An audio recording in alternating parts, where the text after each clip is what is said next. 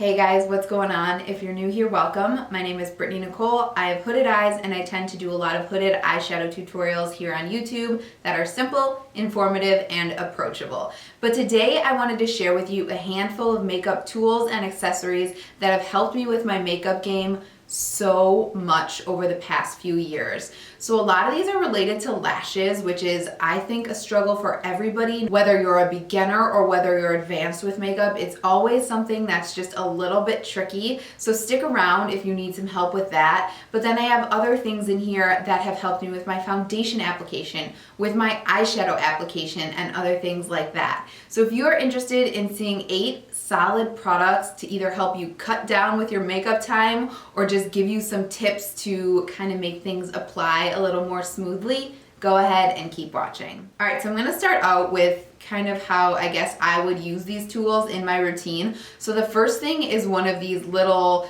tinkle razors. I think that's what they're called. You can get these at Walgreens, CVS, Target, or on Amazon, and it's just a little tiny razor, and I use this to shave my face. I have a whole video on this. It's kind of an alternative to like microblading, which you can get done at the dermatologist. Now, microblading is a lot more professionally done, obviously, than you sitting at home and shaving your face with a tinkle razor like this. But it's nice because it really helps with smooth foundation application. And I feel like after I do this, my skincare kind of sinks into my skin a little bit more and my face looks a little more glowy. So when I know I have an event coming up and I want my foundation to look as smooth as possible, I'll wait the couple of weeks. I usually do this every couple of weeks.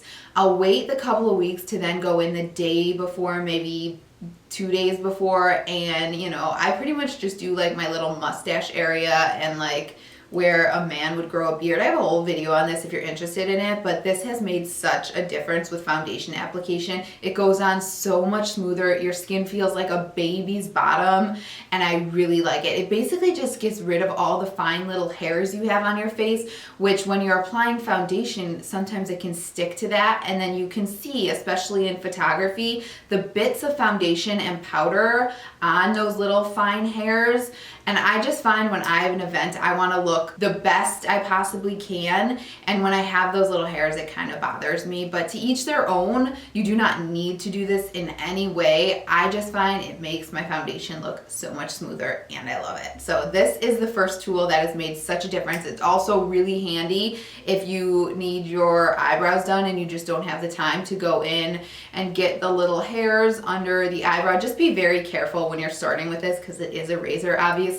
I was so nervous the first time I went in with this, but now I'm feeling totally comfortable with it. So again, tool number 1. All right, the next makeup tool I think that has really upped my makeup game is the japonesque, however you pronounce it, beauty sponge. This is the Kumadori one, the one that is red and black. Now I just bought this, I used it today, and oh my gosh, this just makes my foundation go on so smoothly. This is like $9.98, so super affordable. This lasts longer than any beauty sponge I've ever used. I have a whole video on the battle of like beauty sponges, and this by far beats everything I've ever tried. Like I said, lasts forever. It gets nice and big when you wet it, so it helps me put on my foundation a lot faster. There's something about the feel of this that I like better than a beauty blender. A beauty blender can be kind of squeezed a little bit easier, so it's a little softer, but I just think that this is the best sponge, and it makes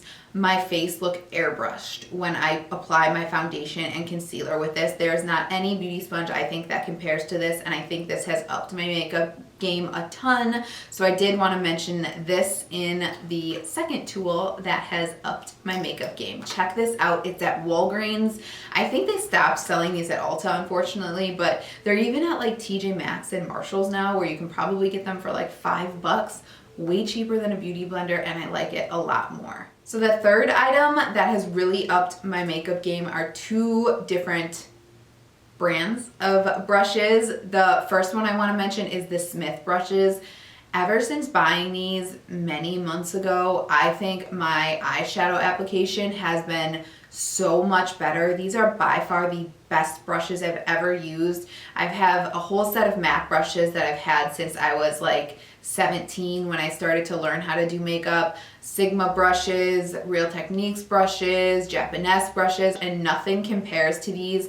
These are goat hair, so they're not quite as soft as something like a synthetic brush, but the way that these apply eyeshadow, I could go into like a whole makeup, which I should do a video about these brushes. It just makes the application of eyeshadow so seamless, so smooth, and these hold up so well. But like I said, they are natural goat hair, so they're a little more scratchy and they do fray out a little bit, but I think that helps with my makeup application, and I just absolutely love these. I don't know what I would do if I didn't have these in my collection. You could go back in my videos and see before I had these brushes.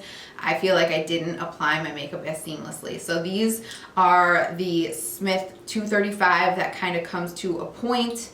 This is the Smith 237, also comes to a point, but it's a little more flat on the side. And the Smith 232, which is domed and a little bit larger, really good for kind of a crease color. You could even highlight with this guy if you wanted to, but so good. These are beautiful brushes.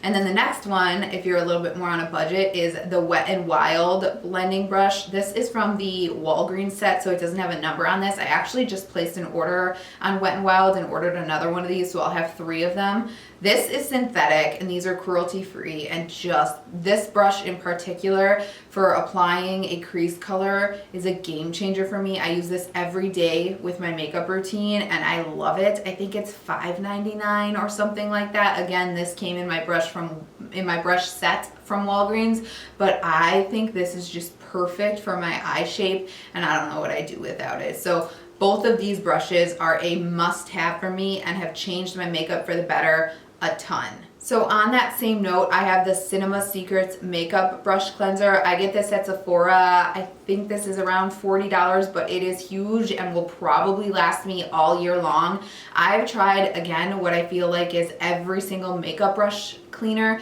Nothing compares to this. I've been using this since I was, again, 17 or 18, somewhere around there. Nothing cleans your brushes like this stuff in this amount of time. It takes like 20-30 seconds to have a clean, dried brush with this stuff. All you do is pour a little bit out into a little container that it comes to. Just dab the tip of your brush and then wipe it on a paper towel. Everything is off in 10 seconds and the brush is dry in like 20 seconds. It's amazing. It does have alcohol in it, so you don't want to use this as like the only thing to clean your brushes. You definitely want to continue to deep clean your brushes with whatever you use, but for spot cleaning, truly amazing. Nothing compares. That will forever be my favorite makeup brush cleanser, and I don't know what I would do without it, especially doing makeup videos where sometimes you just need to really clean your brush off fast, or if you're a makeup artist, like that's why I got into this, because I did makeup. If you are using MAC brush cleanser, try this and you will be mind blown at how much better it is. It is truly amazing, and I guarantee you if you try this, you will be happy. All right, so let's get into the little lash items. So the first thing I have is this Makeup Forever lash applicator. So you could see it isn't the shape of a typical tweezer. It has like a little bit of a round shape on it, and it really helps you to grab the lash and place it onto the eye. Now, as far as like application, you could use a tweezer for that as well, right? You just wouldn't have as good of a grip as you have with this, which I like a lot better. But the main thing using this is because it doesn't have that sharp edge that a tweezer does. Let me just show you this up close really quickly, so you could see what I'm talking about and how it looks. Because it doesn't have that sharp edge, you can go in and really smush your lashes together with the false lash, and it makes them look so much better and so much more natural. I would never go in with a tweezer anymore. I always got nervous when I'd go in with the tweezers that I was gonna poke my eye, and let's be honest, I have. This is a soft edge and just makes application so much easier. Plus, because there's so much more surface area when you're applying it, you just have a lot more security when you go in and apply your lash versus a tweezer. So this is a huge game changer. I know that you don't have to buy a Makeup Forever one. Lots of different brands have this. Even some of the like Kiss lashes, I think, come with a little plastic one of these. Try this and I promise you, you will never go back to tweezers for applying your lashes, and your lash game will be stepped up 100-fold with this because of how easy it makes lash application. So this is a must-have. I've had this for a few years and I absolutely love it. So along with that, I have this japonesque lash curler. The reason I like this better than any other one is the surface area of this, once again, is so much bigger. It opens up so wide, and it's wide this way as well. I should say it opens up very tall and it's wide this way. So whether you have false lashes on or not, you can really get in there and curl your lashes. I have a MAC curler and a Revlon curler. Neither one of them can I get on over my lashes as easy as this. And when you're doing makeup and you put false lashes on a lot, having a taller and wider lash curler makes a huge difference, so you don't wiggle your lashes or potentially like pull them off trying to, you know, maneuver it in there. So this is by far the best curler I've ever tried. I've never tried the Shu Uemura, I think that's how you pronounce it, one that everybody talks about, but I don't think I need to because I have this. It works so well, and I'm sure you can find this because all the Japanese stuff is no longer at Ulta,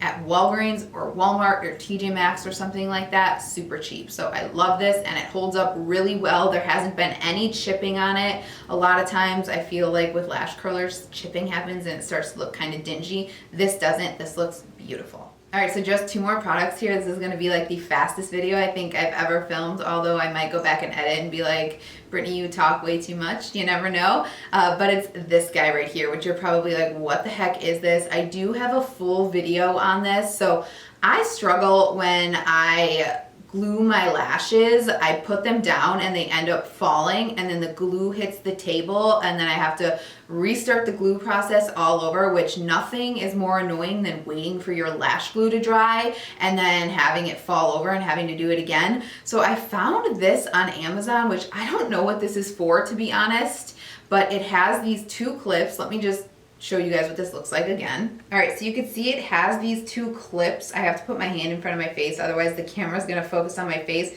but it has these 2 clips on the end, and that is where I put my lash, and then I leave it there and I glue it, and it clips the lash in place and does not move. So there's no losing the lash on my table after I glue it. There's no falling down and having the glue hit the table and having to start over. Plus it provides a very secure stand for when you glue. Sometimes when I'm gluing, my hand's shaking a little bit and I end up kind of missing the glue on the spot where I need. This holds it perfectly stable, allows you to glue it, holds both of them, and then you can wait there while they dry, grab your little Makeup Forever, whatever it is, lash applicator, grab it right off of there and then plop it on the eye, and boom, you are good to go. This thing I think was like $8 or something like that, and it is heavy duty on Amazon. I will link it. I'll link all this stuff down below, but this has been such a game changer for my lash application. I know it's not the prettiest. It looks like hardware, but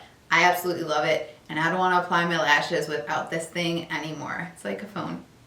All right, and my final tool that I absolutely love is this little fan that I use after I set my face, and I also use this, my cat's gonna come jumping if I keep this on, but you could see it's just made out of these like almost plastic fan things, so it doesn't hurt if you like accidentally hit your face or anything like that. I mean, it definitely doesn't feel good, but it doesn't hurt.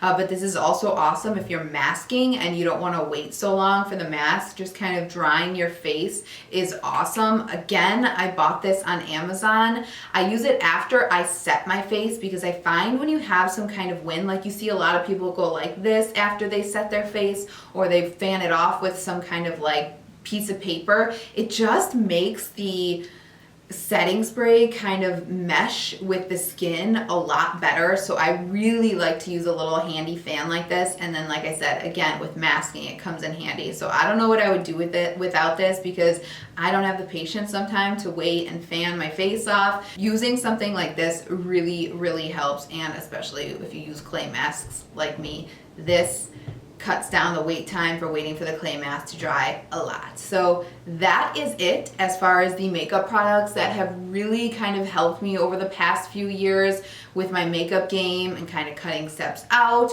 or making things look a lot more seamless and smooth. So let me know what your go-to makeup tools, accessories are down below. That's kind of a tongue twister. Let me know if I should try anything. I think this is a kind of a cool video. I haven't really looked too much on YouTube, but I don't know if there is. I'm sure there's a video out there for this. There's a ton of videos, but I thought this would be kind of helpful and unique, and I'm trying to do some more videos like that to add to your makeup tool arsenal. So let me know if you liked this video below. If you did, give it a thumbs up. Otherwise, if you're interested in seeing any more videos from me, please subscribe. I will leave my Instagram down below as well if you'd like to give me a follow on there. I thank you so much for watching, and I hope to see you in the next one.